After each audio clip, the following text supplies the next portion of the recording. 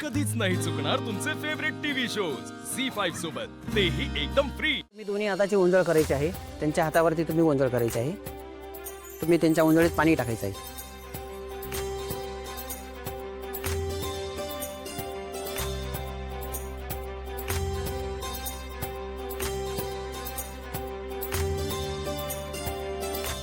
भद्रं कर्णेभिः शृणुयाम देवा भद्रं पश्येम शबरद्राः स्थिरैरङ्गैः सुष्ठुवाससनभिर्व्यशेमहि देव हितं जदायुः यजमानस्ते शिवापसन्तु सन्तु शिवापा सौमनस्यमस्तु अस्तु सौमनस्यं वा।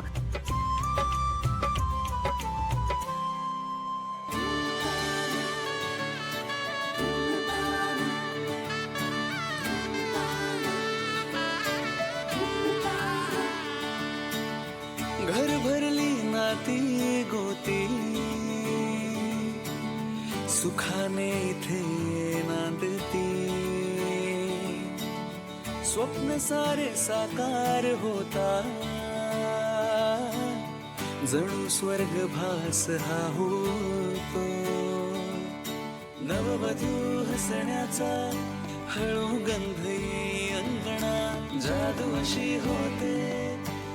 चला आता या पाण्याने नवरदेवाचे पाय धुवायचे आहे।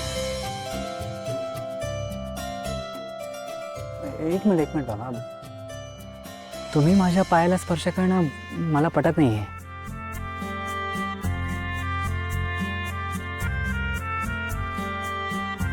जयंतराव, अहो न करून कसं झालं, ही रीत आहे।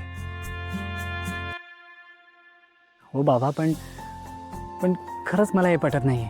आई तुम्ही तरी सांगा ना प्लीज। असं काय करताय जयंतराव? अहो लग्नातला महत्वाचा विधी आहे, पुण्य पदरी पडतं मग आई वडिलांच्या। जयंतराव अहो करावंच लागेल, आपण सगळंच रीती परंपरेने करतोय आणि हा लग्नातला खूप महत्वाचा विधी असतो। बरोबर आहे आई, पण तुम्ही खूप मोठे आहात माझ्यापेक्षा, माझ्या आई वडिलांसारखे आहात।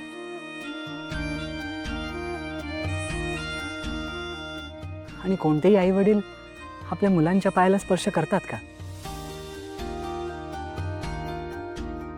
असा प्रश्न करणारे पहिलेच नवरदेव बघितले मी। आमचे जावई आहेतच गुणी, पण कसं आहे ना जयंतराव, अहो पुण्यकर्म असतं हे।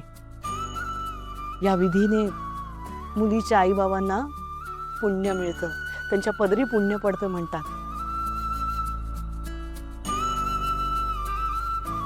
आणि अहो खरं सांगू का, जेव्हा हा विधी करतो ना तेव्हा तुम्ही जावई नसता, तुम्हा दोघांना लक्ष्मी नारायण असं समजूनच हा विधी केला जातो। आणि आता नाही म्हणू नका, या आई बाबांच्या पदरी पुण्य पडू द्या।